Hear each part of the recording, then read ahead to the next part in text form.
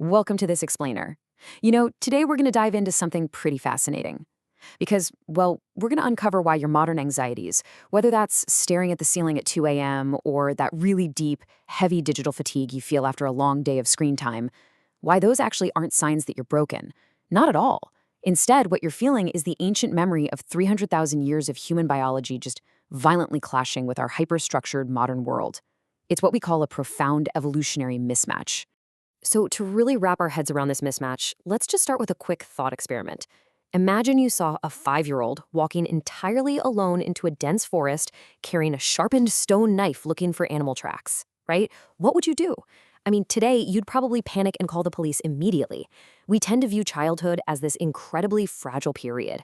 We insist on child-proof locks, padded playgrounds, highly structured playdates, the whole shebang. But here's the thing we so often forget. This incredibly protective, meticulously curated cradle is actually a bizarre, very modern anomaly. Seriously, it's a massive anomaly. For 99.9% of human history, childhood looked absolutely nothing like it does today. It was essentially a high-stakes, free-range apprenticeship of survival. There were no schools, no fences, and literally zero safety-first mindset. At the dawn of the agricultural revolution around 10,000 years ago, being a kid just meant stepping directly into the real world. And yet, somehow, those children were arguably way more capable and resilient than we are today. Part 1. The Campfire Revolution, Navigating the Great Darkness. But before we look deeper into how those ancient kids were raised, we actually need to talk about the night. Try to imagine this. For over 300,000 years, your ancestors survived in a darkness so thick they couldn't even see their own hands. That is, until the discovery of controlled fire. Sitting around that fire literally changed everything. Research by anthropologists like Weissner and Berna shows that this 30-foot radius of light became the absolute center of human society. It fostered storytelling, it kept predators at bay, and it structurally changed the human brain. And crucially, that firelight permanently synced our ancestors' circadian rhythms to the natural light-dark cycle of the sun, a rhythm our modern world has totally turned upside down. And that circadian disruption fundamentally changed how we sleep. Today, we stress so much over getting that solid, uninterrupted 8-hour block, right? But historically, humans actually practiced biphasic sleep, meaning a first sleep and a second sleep. And tucked right in between those phases was something called the watch. It was this mysterious, meditative window of midnight wakefulness. So look, if you ever find yourself wide awake at 2 a.m., your body isn't malfunctioning. You're actually just experiencing that ancient rhythm of rest that existed for millennia, way before streetlights and glowing screens started hacking our biology. Now, this ancient communal living didn't just end when the sun came up. It extended right into waking life. Around 10,000 years ago, kids weren't being raised by one or two stressed-out parents isolated in a tiny apartment. Instead, they were raised through this incredible process called allo-mothering. Basically, this meant growing up in multi-age playgroups, getting passed from an aunt to an elder to an older sibling. They were raised by the entire tribe with zero age segregation. And that built an unbelievable foundation of social security and emotional intelligence. There's a saying that really hits the nail on the head. Your inner child isn't just bored, it's remembering. If you ever feel like modern life is just way too small or way too structured, you are definitely not alone. You are just feeling the friction of this evolutionary mismatch. I mean, think about it. You have a brain wired to be a master of its own destiny, raised by a whole village, navigating this vast, open world. It's not boredom you're feeling. It is a deeply ingrained biological memory. Moving on to Part 2, The Ancient Classroom, Competence over Protection. Back in early agricultural societies, the classroom had absolutely no walls, and the curriculum was, quite literally, life itself. Today, parents spend thousands of dollars on educational toys, or we run these psychological experiments, like the famous marshmallow test, just to see if kids can delay gratification.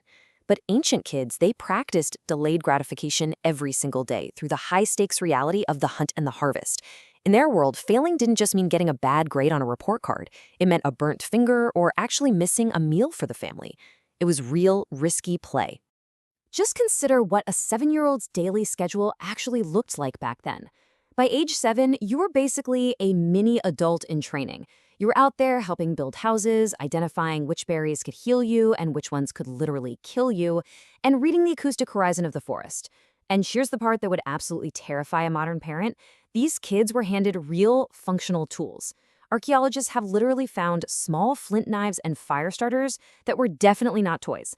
And here's the crazy part. This exposure to genuine danger didn't make these kids reckless.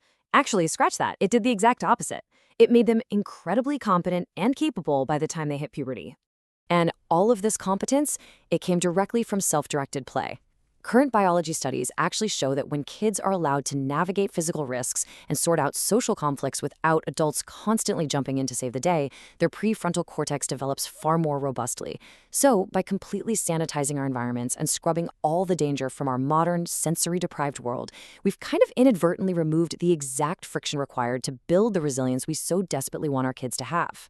Which brings us to part 3, the cost of progress, friction in a modern world.